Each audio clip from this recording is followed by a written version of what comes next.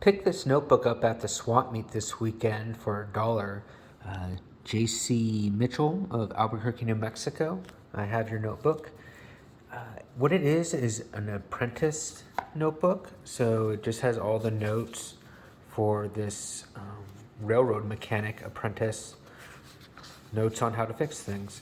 So it's early 20th century. Some of the railroad stuff in there indicates that.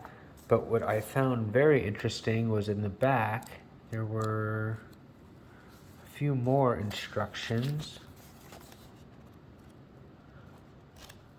So that's how to varnish your floor. And this is a beer recipe. So pre-prohibition beer recipe, kind of takes you through the steps. Also tells you where to get some of the stuff. Get malt syrup at Franklini Market Company. First into Harris, it's going to cost you $1. And you can get the hops at Alvarado Pharmacy.